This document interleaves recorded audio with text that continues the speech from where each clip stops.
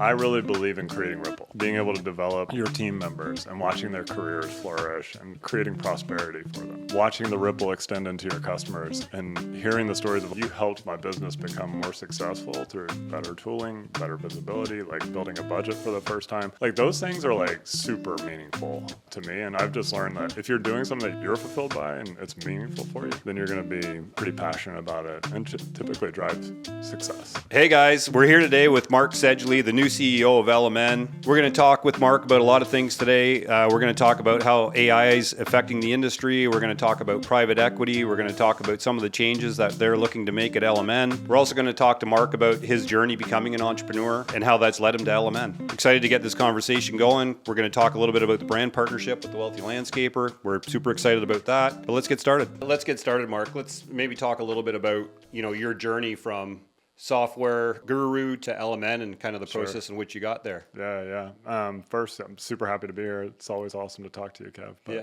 thanks. Yeah, I think my background's probably pretty interesting. It definitely didn't take the traditional path forward, right? We were talking last night during our dinner, but once I graduated college, I immediately moved to Europe with my wife, and when I got there, I helped start a school for English. Right. Definitely not your traditional like software, CEO path for sure. But what it taught me was like just a lot of stuff around hustle and go-getterness and like figuring out a way to make it all happen and putting together like a final finished product for people to like engage. And it taught me a lot about customer service and all that good stuff. So I felt like kind of it set the path for me being like wanting to be part of like smaller things and building things and growing things. Even before that, I think I have a pretty traditional, like at least a Southern, upbringing, which is like my first job out of college. Before I even got to college in high school was driving around with a lawnmower and a weed whacker. Right. That's what we call it in Tennessee, and just knocking on doors, figuring out if I could mow your yard for $20, right? Right. And so ever since then, I've always kind of tried to follow the path of like, find the smallest pond you can make the biggest ripple in, right? Cool. And that led me to a company called MemberClicks. It was in full like startup phase, very, very tiny, almost pre-revenue. And I joined them and quickly figured out a way to like just kind of take over all the things that needed to be done, like have the big impact. And MemberClicks just kind of took off. It just kept growing and growing and growing. It was a software that solved problems for associations and nonprofits. And so during that time, I learned how to run a software business, right? And a software business, I don't think is, much different, candidly, from, a landscaping business. There's some core principles, like how do you promise what you're going to, deliver to your customers? Like, what are you saying to them? How do you deliver that promise? And then how do you ensure they're satisfied along the way, right? And so we learned how to do that, grew the business to a fairly large size. We had over 150 employees, 3 headquarters across, Vancouver, Indianapolis, and Atlanta. And then we ended up selling that to a competitor. Right. Started working for the competitor. Didn't feel great, Often the case. That's right, yeah. And so ever since then, I've kind of taken over for founders and helped take their, good businesses and make them great, you know. And that leads me to LMN. Like that was the long path to LMN. In 2023, I took over for the founder of Single Ops, Sean McCormick. Single Ops focuses more on tree care, but was starting to dabble into landscape. And I came in and took over for Sean, and my job is always to like figure out how to grow. And I do have a long history of like doing acquisitions or being part of integrations. And I started looking around the marketplace, and it was clear to me that LMN was a dominant leader in the space.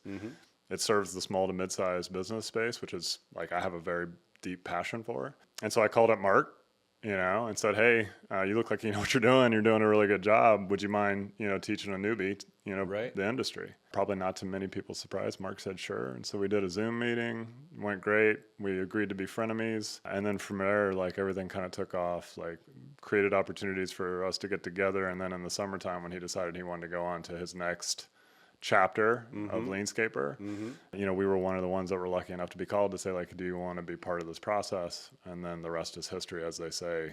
In November, we kind of consummated the merger and acquisition of LMN, and now I'm the CEO of LMN. Fantastic. Right? Yeah. Fantastic. Yeah.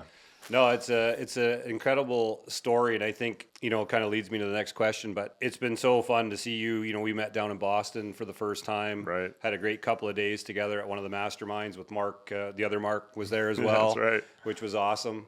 And I know you've been here for the past day and a half with Muskoka Landscapers, and we've been doing a lot of R&D and a lot of question asking, and we had some other groups here yesterday to ask you guys questions, which I thought was awesome. So how are you feeling now? You're now 5 months, 6 months in. Yeah. How are things going, and how's it feeling? Good. I mean, anytime you bring two companies together, it's change, right? And change is hard. I mean, we were talking about how hard change is over the years for Muskoka Landscapes, right? And so I think we're handling that change really well. The industry has been nothing but welcoming. Your team, as an example, hosting us here and inviting all the other customers in. It's just something that's pretty clear and prevalent about this industry. It's warm, right? And it's inviting. Yeah, and it is awesome that way. Right? Yeah. And it's highly collaborative. And I've felt nothing but welcomed, both by the awesome team members at LMN, but also the greater industry. Me and my team have made it kind of like an absolute priority to go on a listening tour. And so we've been going and visiting customers, going to events, listening to what customers have to say, learning the industry, inside and out as fast as we possibly can. And so I think right now, I think things are going really well. The teams are adapting. I think the customers are asking great questions. And at the end of the day, that's really what it's all about. It's how do you create an awesome experience for customers? And I think the easiest way to do that is just go talk to them. Right. And listen. So I think it's been awesome so far. It's exceeded my expectations by a long shot. Right. Because putting two larger companies together, nearing 200 employees, two geographic areas, slightly different industries, right? There's an opportunity for a lot of friction, and I got to tell you, I felt nothing but opportunity, engagement, and positivity, both from our internal team, which is super important. And also from the customers in the industry as a whole. Right. So it's been great. It is an interesting thing too about the landscape industry in general, right. and I don't think it's always been this way. It's That's probably, in the past, and honestly, I think Mark Bradley was a big component of the sharing and the information sharing and bringing companies together and having open discussions about, how they do certain things and why they do it that way. And I think it's just kind of run through everybody. Right. And I'm sure there's still people out there that don't share a lot, right. But I would say for the most part, it's very good. So now that you've kind of dove in, fully into the landscape world and the landscape industry, kind of what are your thoughts on, the state of it today? Yeah. And, what do you see kind of in the next 5 years as far as trends or things that we can expect as entrepreneurs to see? Yeah. I mean, there's a lot that's coming, right? I mean, I can't imagine how much change you've seen in the time that you've spent growing your business, right? It's been a really long time. Yeah. We won't count all the years. No. But more on that later. Right. And so I think if I look at a 5-year time horizon, there's some pretty obvious things that are going to change, right? The landscaping industry is growing, right? It's getting bigger. It's consistently growing on an annual growth rate basis because of housing starts, et cetera, both in America and in Canada. And so my expectation is you'll continue to see an industry that thrives, right? You'll probably see an industry that consolidates, right? Because once you get to a certain size and system, right, it makes it easier for folks to look at your business and make a good assessment as to whether or not it's an investment that'll make a return over a course of time, right? And so you're seeing a lot of private equity step into the landscaping industry, right? Pretty hot topic. Yes. Yeah, certainly this winter it has been. For sure, right? And I think part of the reason is more businesses have adopted technology. It's created more systems within those operations. With more systems comes more visibility and predictability.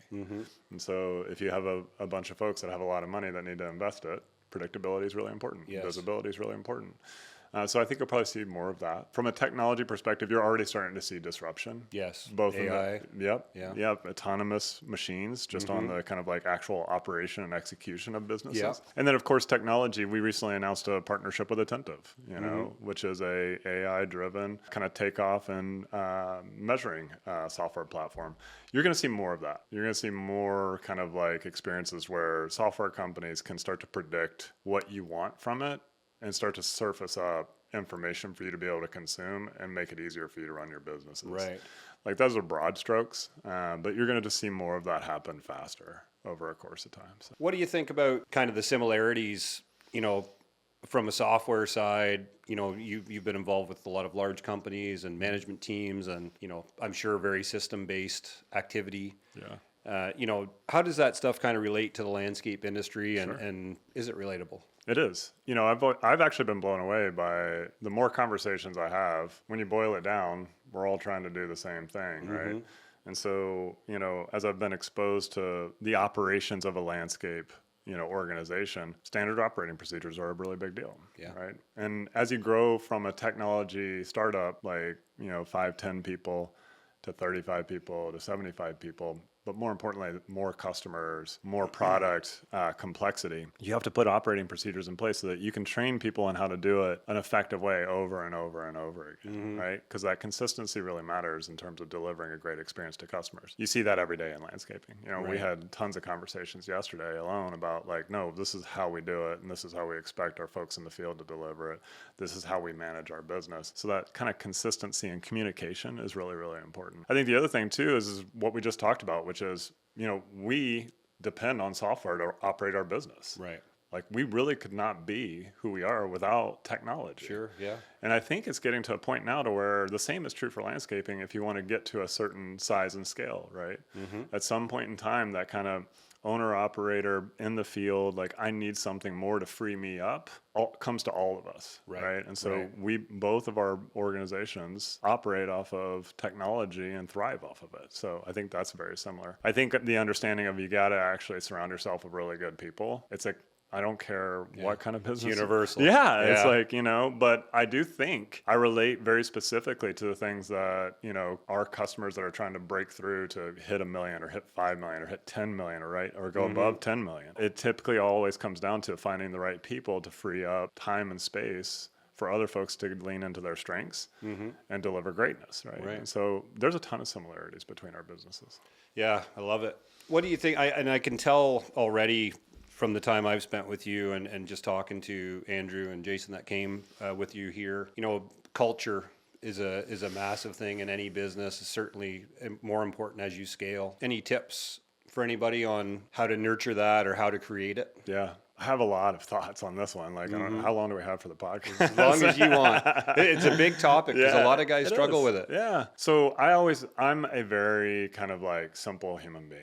Right. I've just learned that life complicates fast enough for you, like try and distill it down to the basics, and you'll typically be pretty successful. Culture is all about core values. And if I ask somebody, like, how do you build a culture in a company, you would get a million different answers, and people would struggle. And like, I don't know, like, that's not a topic that I'm really super comfortable talking about. But I said, what are your core values? You personally, it'd be quick. Like I talk to customers all over the country. It's like, I believe in hard work. I believe in delivering excellence. We went down to several mastermind events and I talked about core values. When I asked people what their core values were, but then if I asked, how do you describe your culture? It's like crickets, Right. And so I think great question. Right. Exactly. And so I think, folks, in order to like distill it down, if you want to create a great culture, just focus on what are your actual core values. Why do those core values matter to you? How does that affect the customer experience? And how does that affect your success? And then tie those core values right back to your mission to say, like, in order to do this mission, whatever that mission may be, these are the core values that we lean into day in and day out. Then you systemize it, right? And so when you're interviewing folks, you take them through a core value section of the interview, right? Like you surface questions that would figure out, like, do you actually go the extra 1%? That's one of our core values at LMN Single Labs. And then you ask a series of questions to kind of unsurface, like, do you actually believe in those core values? Because if you attract people that, mirror your core values, they're going to fit right in. A culture and vibe is going to start to reverberate within the organization, and it's all going to be around those core values. And so then when you're doing professional development, career development, you talk about those core values. Like, hey, we could have actually done better for this customer. We didn't treat it as one customer, one team, right? That's another core value at LMN. Like, and you talk about it constantly. And then some of the cool things that we've done over the years, like, I don't know if this applies, but like every month we do an all hands meeting. There's a high five section of that all hands meeting, and people nominate other people for living out our core values. And they talk about how they've like delivered those core values.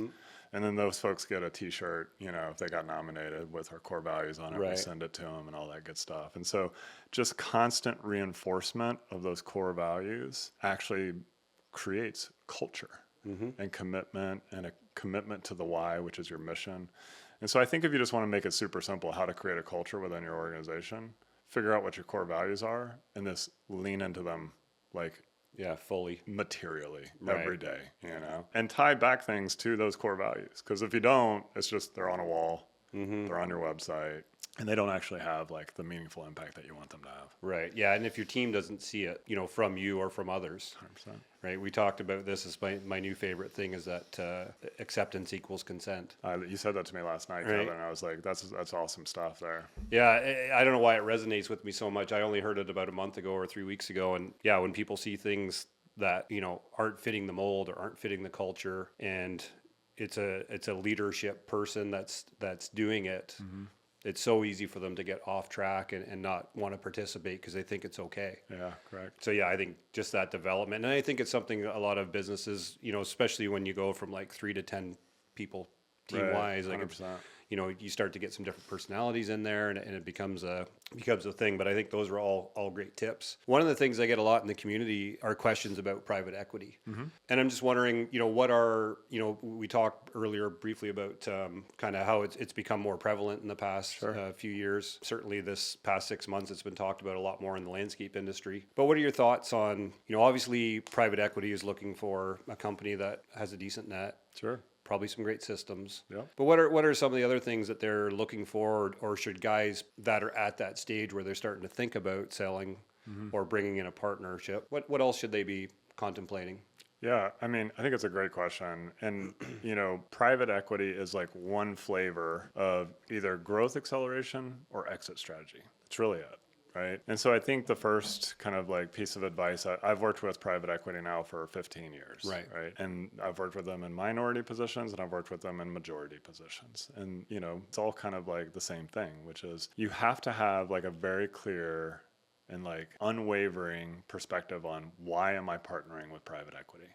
Is it for me to create an exit for myself, an event to where I get paid for all the hard work that I put into this? Or are you using it as a growth acceleration tool to, drive, deeper product and feature delivery to the base that you're already serving, right? I need more equipment. I want to go acquire an adjacent business. I want to start up a new line. I'm a design build only, but I wanted to start doing irrigation and maintenance, et cetera. And I need some cash in order to make that happen. Those are two different relationships. Right. And I think one of the problems that I see is like people treat them as like one and the same. They are not.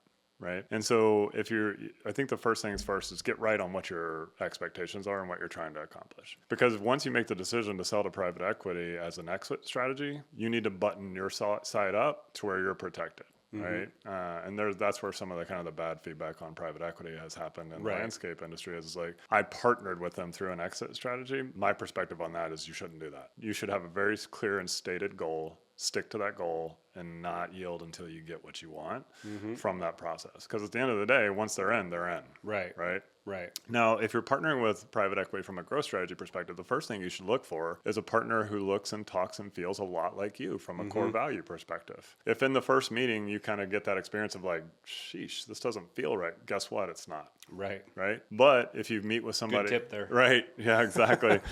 Take it from somebody who's learned the hard way. But if you in your first meeting, they're super inquisitive, they're highly curious, they want to better understand your customers, right? They're in alignment with the things that you care about, there's a good chance you should probably take it to the next conversation. Right. And they're probably going to be good partners over time, and then you can just continue to vet that. Right. But the most important thing is like, do they actually care about the same things that I care about? It'll be different in terms of what they care about from a result perspective. But as long as you're fundamentally aligned, like, hey, no, we're doing this because we do good work and customers really like us. And so if we keep doing more good work, more customers will like us, revenue will grow, operating margin will drop, you'll be able to start to command better prices, we'll be able to have better teams, and the flywheel effect starts to happen. That's when you've picked a good investment partner, right? But I think just the first things first is you'll know right in the first meeting. Right.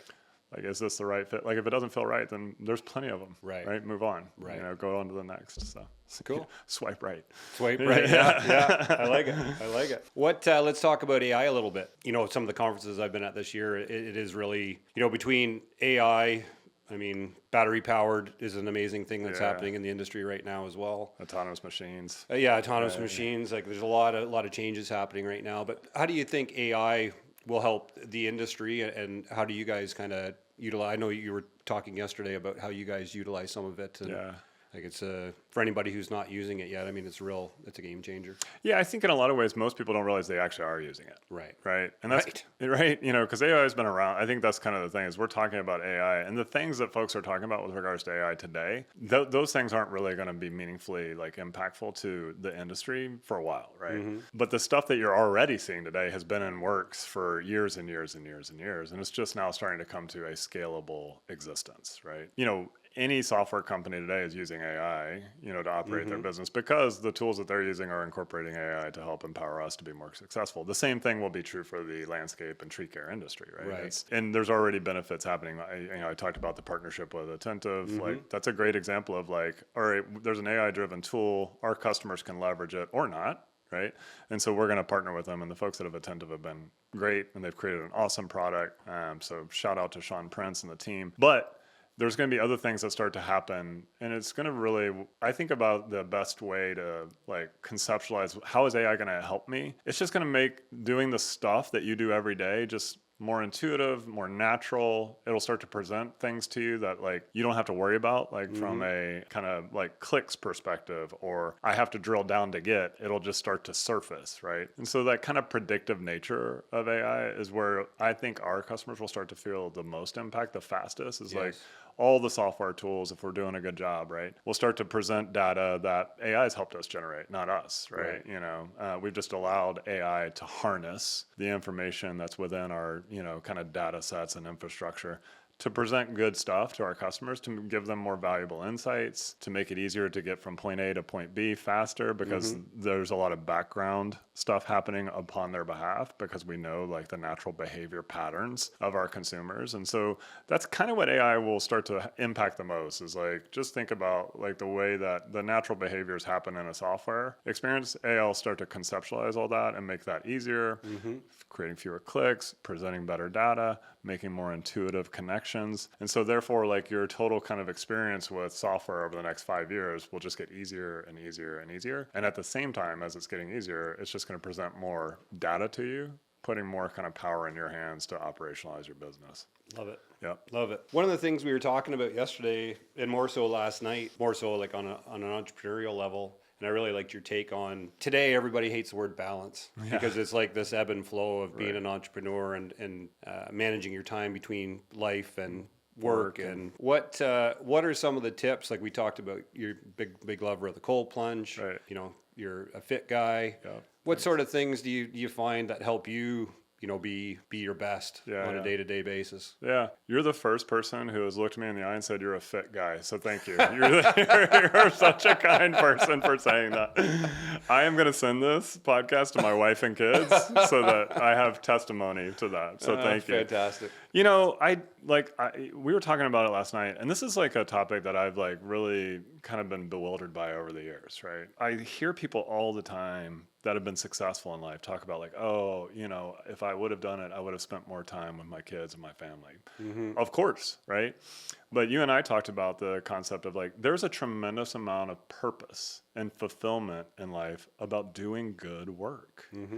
And I think really where this kind of whole work-life balance thing has gotten cattywampus, that's a Southern term as well, I like it, is the guilt that people are starting to associate with finding your fulfillment and purpose through work. Now, just because you find fulfillment and purpose through work does not mean you don't understand and appreciate the fulfillment and purpose you get through being a father and a husband and part of your family's life. That's obviously true as well. And so when we were talking about balance last night, I was like, it doesn't exist. Like I've never felt once in my entire life like perfectly evenly centered on the seesaw of life and work. I'm good everywhere. Yeah. You're like, woof, man, this steady state's incredible. How did I get here? And so I actually think about it more like seasons. We had a conversation and it really struck me, and I don't know, I'm kind of weird this way. You were like, yeah, the weather came early this year. And I remember Lane saying like, it was good too, because it was 4 feet of snow. And so it actually just forced us to shut down. That's what I think about when I think about ebb and flow in life and the seasons of life is like there's inflection points that happen along the way. And you can either choose to see them as like getting you out of balance, or you can choose to maximize the moment in time. And so I think my whole kind of like philosophy on feeling good about like the way that I'm ebbing and flowing through my personal life and my work life is every time I get an inflection point that allows me either to maximize my time with my family or allows me to maximize my time for work, I take them. Right. I don't take them for granted, right? And I maximize the heck out of them, right? And so I think that creates this experience of like, this is just life. Mm-hmm. They're not separable, right? And so, but some of the tips I will just tell you, and I tell my two boys and my daughter every day, it's like, there is no other option than getting up at 5 a.m. in the morning. Right. And the reason why is because you create so much more capacity compounded on a daily, weekly, monthly, and annual basis by getting 3 more hours or 2.5 more hours in your day than everybody else. I'm a big fan too of like once I've actually done my, my fatherly duties and my husband duties is at night, like everybody goes to bed before me. Right. And so I'll spend another hour like capturing that time, to deliver, right, and maximize my opportunities. And so I actually think like creating 3 to 4 more hours in your day somewhere along the way from a capacity perspective is really important, even if you just did an hour a day. Yeah, adds up. If you were getting up at 6:30, get up at 5:30. If you're getting up at 6, get up at 5, right? That 1 hour, is 60 hours over the course of the year. Did I do that right? 4 hours times 12. Yeah. So 60 hours over the course of the year. So good news. You got an extra week in your year that not everybody else has, right? I do think fitness and eating is really important. I've been on a, fairly regimented diet because of my wife. She's a very fit human being, and she's like a top 1%er in terms of understanding like the ins and outs and garbage in, garbage out type strategy. Cold plunges are like a savior for me. It's actually what has allowed me to like thrive, in the early mornings. Yeah, game changer. 100%. Despite you making fun of me over the last 2 days for my shot in the dark of coffee and espresso with, a couple of packs of raw sugar. Yeah. That's also like a game changer for me. The other thing I am going to say, Kevin, and I just do this, and this is well documented, so I'm not going to shock the earth by saying this, but I am really committed to everyday journaling. Yes. And I followed a script, that a lot of people follow, but I highly suggest it for anybody. I write down 3 things that I'm really grateful for. And there are 3 things that typically that, are either in my control or like things that I've just like been aware of, like that I wouldn't normally, like, it's not, I'm incredibly grateful for my 3 kids. I'm incredibly grateful for my wife, but I can't write that every day. Right. Right. It's seeking the little things. There's like, wow, I'm grateful. I will write in my journal, I'm grateful for the snow that is coming down right now outside. Because like I don't experience it every day, right? Right. And it's just noticing those little things that create like, happiness and joy throughout the course of a day that I think are really important. The next thing that I do is I write down 3 things that I'm afraid of. And I learned I had to do this through like several back injuries. There's like some crazy statistics, Kevin, out there that 95% of all back injuries happen to type A men. And like there's That's crazy. It is crazy. There's like a really good book written too about like I think it's called Take Back Control or something along those lines. Dr. David Hanscom, I think his name, or Michael Hanscom. But it's stress. Like a lot of men like internalize stress and it goes into their lower back. And if you know anything about the spinal structure, it's like all of a sudden the disc gets squeezed and all of a sudden it puts pressure on nerves and you're out. Right. And so one of the things is that I've learned is like it's hard for like dudes to sit down and write out loud what you're afraid of. And when you start doing it as a practice, you realize like, holy cow, I'm afraid of a lot of things, and it motivates me, right? It's a good thing. But I write it down on a piece of paper and then I crumple it up and throw it away. And it just kind of gives you like this influence, power, control, whatever you want to call it, over that. A release. Yeah, 100%. And then I always write down 3 things that are like, I really want to accomplish today. Like what would make it a great day? And then outside of that, I do a ton of reading and a ton of writing. Like I try and learn as much as humanly possible. It really, like that's really motivating for me. I don't know whether it's a timeline thing or it's just listening to people say it enough to force people to actually start doing it. I only started journaling about 8 or 9 months ago, and I really struggled with it at the beginning. Me too. Because I find, as probably most entrepreneurs, when I first get up and have my coffee or the plunge, right, I'm like, go boom. What's going on today? Right. What do I need to do? So to sit back, but what it has done is created this nicer morning. because now I'm getting better at like sitting and really thinking about the gratitude. And I haven't done the things I'm afraid of, but I might try that. That sounds cool too. But yeah, I think it's a great tool, and I just think the productivity you have in the morning as well, like especially the first 2 or 3 hours versus the afternoon. Yeah. So I always try and compartmentalize my hardest tasks during that time, which has helped me. It doesn't always work that way, but it certainly helps. There's a great podcast, Jim Collins, who wrote the book Good to Great. Mm-hmm. Now, Good to Great didn't stand the test of time. Right. But the book was really good. But also, he came on a podcast that I listened to. It might have been Tim Ferriss or somebody along those lines. But he wrote that he gets up in the morning, every morning at 5 a.m., and he actually records in an Excel file, was yesterday a +1, a 0, or a -1. And then when he records that, +1 means great day, 0 is like neutral, -1 is like I had a horrible day. But then he records why. And so he's got like 10 years of +1, -1, or zeros. And then he was able to put like into themes and buckets, like pretty distinct, like neat buckets of like, well, on all the days that I was a +1, I did the following things. All the days that I was a -1, these things happened. And he quickly realized when he was doing -1s, he was putting himself in like his weaknesses. Right.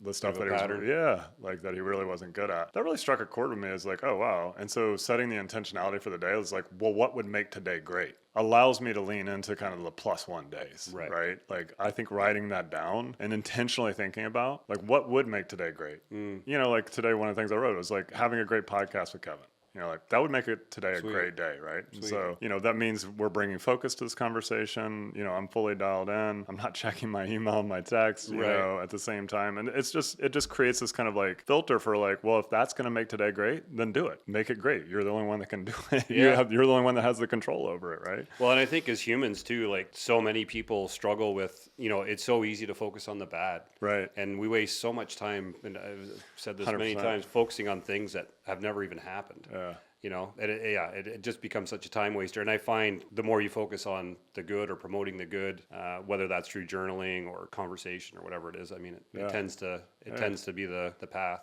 100%. Which is awesome. Thinking about our audience, what would be some books that you would recommend that you've read, you know, in the past 2 or 3 years that you really think would resonate? Yeah. I mean, I told Tommy Cole recently from McFarland Stanford, I think one of the best business books anybody can read is The Obstacle is the Way.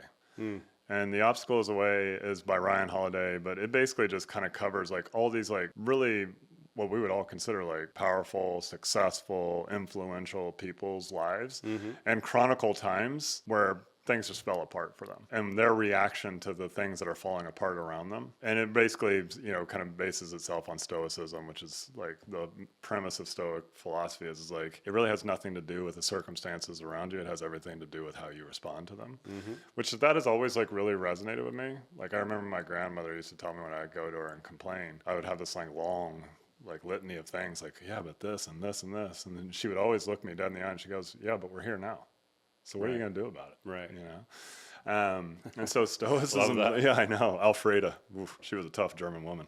And so that's always resonated with me. And so if anybody ever asked me like one book to read in business, and it's not like a business book, you know, I've read some good business books. I thought, you know, Shoe Dog by Phil Knight was awesome. You know, the story of Nike. Yeah. But The Obstacle is the Way. It's just super practical advice. And you learn so much from people that have done like great things across the years. I mean, Thomas Edison, like there's like a story that I would have never known if I wouldn't have read this book. Like his entire life's work burned to the ground. Like everything he was trying to build, like his, you know, the electrical manufacturing plant that he was trying to put together and like all of his notes, everything, his entire life's work burned to the ground. And his response to that was like, well, start it again. You know, what are you going to do now? Right. And so The Obstacle is the Way is a really good one because as entrepreneurs or leaders or, you know, operational folks, like I was thinking about Lane and Eric's, you know, experience in the field. It's like those guys are dealing with obstacles every single day, like stuff that they cannot control, right? Every day.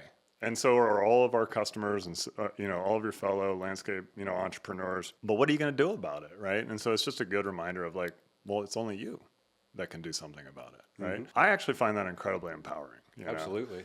every day when I say goodbye to my kids, like, hey guys, have a great day. And they always say, have a great day, Dad. And I was like, well, it's up to you, and it's just, Nice. a constant reminder. And my daughter rolls her eyes every time I say that, but like, I keep saying it.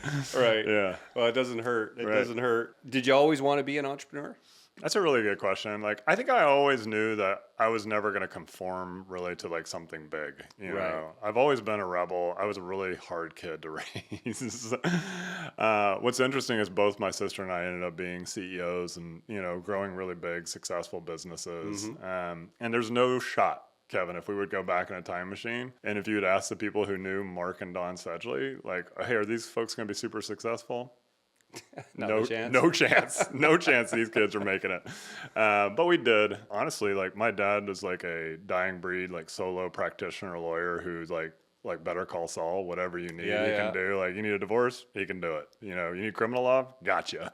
You need estate planning, I'll figure it out. Right. People don't do that anymore. And so I thought I was going to do that like when I was a kid, I guess. But then I quickly, started learning like, no, I worked in restaurants. I was like, that's cool. But what was cool about it was small business, and then I did the, lawn mowing thing. And I was like, that's cool. Small business, right? Mm-hmm. We started the school for English. That's cool. Small business, Yeah. And so I just started to like, have this passion and desire to be around smaller things, and the reason why I like that is because I like being able to see the impact, that you can have. And we talk a lot at LMN and Single Ops about creating ripple. Mm-hmm. And I really believe in creating ripple, like, and that extended ripple of like being able to develop your team members and watching their careers flourish and like creating prosperity for them, watching the ripple extend into your customers and hearing the stories of like, you helped my business become more successful through, better tooling, better visibility, like building a budget for the first time. Like those things are like super meaningful to me. And I've just learned that if you're doing something that you're fulfilled by and it's meaningful for you, then you're going to be pretty passionate about it and typically drive success. Yeah, I agree. And I think, it's one of the things I can definitely see the more I hang out with you guys and yourself, especially, it's all about creating that value and how we can benefit the industry. And I think that's also an interesting thing about the industry is there's just this vastness of levels. And, in saying that, like with LMN, what are some of the things, like we've talked about 100 things the past couple of days. But what are the sort of things that you're really hoping will evolve, in the next kind of year to 3 years, as you guys get more and more settled and diving into it? Yeah. I think about it in chunks, right? It's like right now for the first 12 to 18 months, we're investing in the infrastructure, the architecture. Those things, the way they meaningfully show up in your day to day is the platform will get faster. Right. It'll be easier to go from, screen to screen to screen and run queries and do reports and all that good stuff. It's the unsexy stuff that, nobody wants to invest in, but you have to do it. Right. And then the second component of that is one of the things we talked about a lot yesterday with the folks that you brought together here. And thank you for doing that. Yeah, it was great. It was awesome. It was an example of what we've been talking about. It's Yeah. like just a bunch of people coming in. Yeah.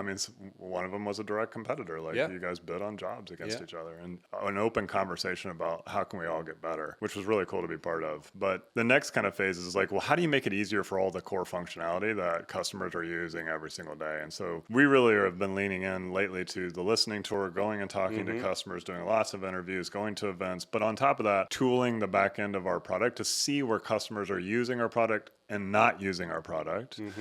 Throughout the course of like all the things, whether it's estimating and proposing and then billing and invoicing and scheduling, all the things we talked about yesterday. How do we create connective tissue and make that super easy for everybody to want to use and leverage, right? Because if you do use more of the software in a small business, it will make you more efficient. Right. We started talking about like where you start to diverge off of the LMN platform yesterday and you have to leverage another technology and then another technology. Now, some of that's on us, right? We've got to make the technology easier, right? And way more intuitive and adaptable to the day-to-day business needs of our customers. And I think that's where we're going to spend our focus in the next 12 to 18 months is making that foundation and that core really, really strong, easy to use.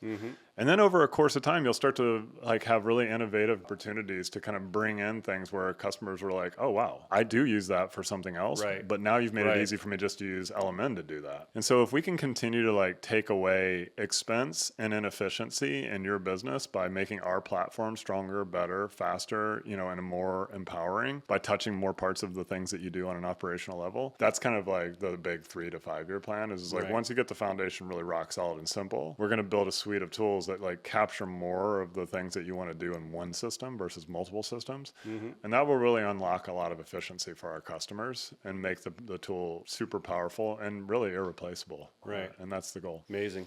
Yeah, I think, it's one of those things that's a real game changer once you actually get into it and invest in it. It certainly changed our business years ago, and we use it every day. So it's fun to see and hear all the things that you guys are working on and be able to offer up some ideas and thoughts. And I know when we finished yesterday, the guys were really excited about it all as well. So it was a great day. But thanks for this time to chat today. Of course, thank you. It's been awesome. I think a lot of people will pull some great information out of the stuff you were sharing today. And thank you again for the brand partnership with LMN. That's been amazing, and I think the community will utilize it well over the time to come. And just been great to get to connect a little bit more and spend some more time with you. Pleasure's been mine, and thank you for the opportunity to come on, and also thank you for the opportunity to partner with you in the community. Like, I just see that as another opportunity for us to create Ripple together. So right, that's awesome. Appreciate it. Thanks, Kev. Cheers. Awesome.